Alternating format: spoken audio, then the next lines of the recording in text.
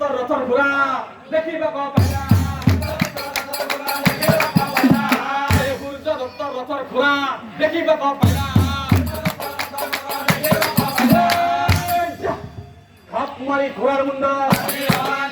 হাত মাৰি ঘোঁৰাৰ মুণ্ড এই মুণ্ড গোটা আনি পাছে ব্ৰহ্মাৰ হাতে আৰু সেই মুণ্ড গোটা ব্ৰহ্মাদেৱে কৃষ্ণৰ শৰীৰে মুণ্ড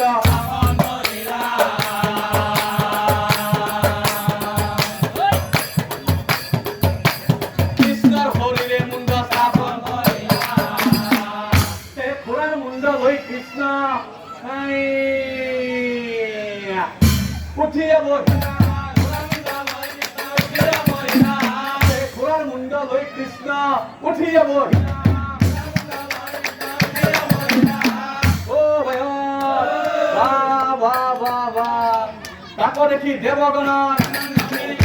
তাকো দেখি দেৱগণৰ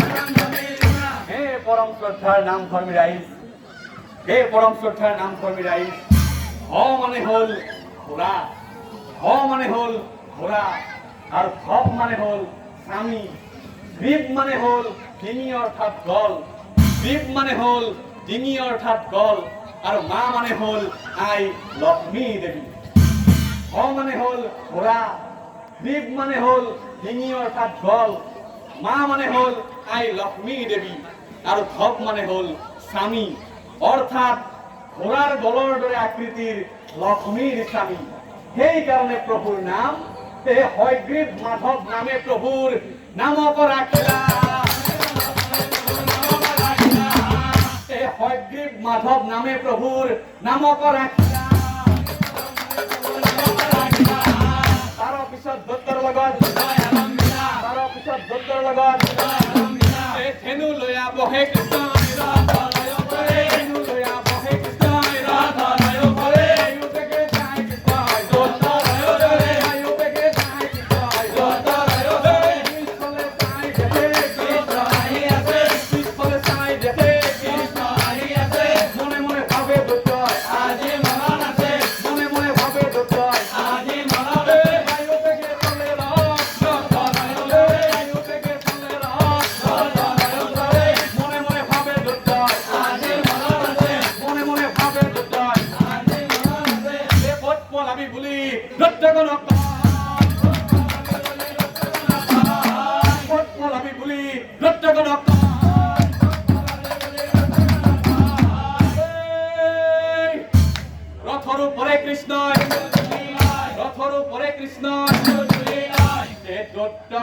শ্ৰীকৃষ্ণই পশ্চিম দিকে আমাৰ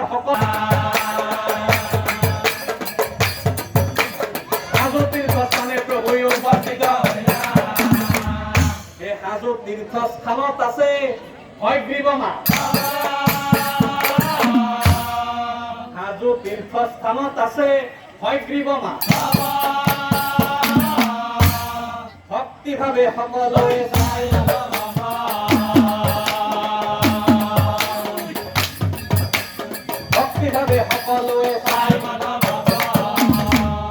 যোনে যেন মতে ভজে সেই মতে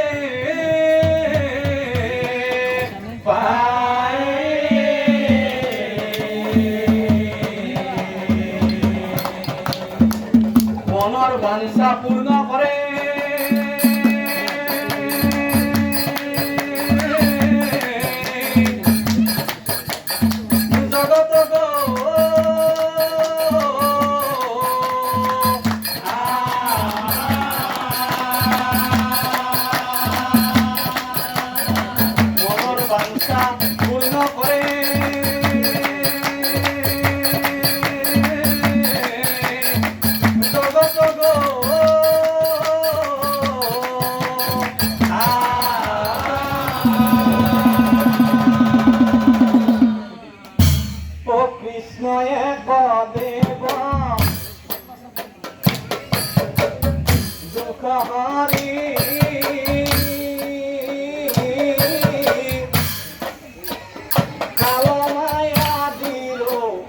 অতি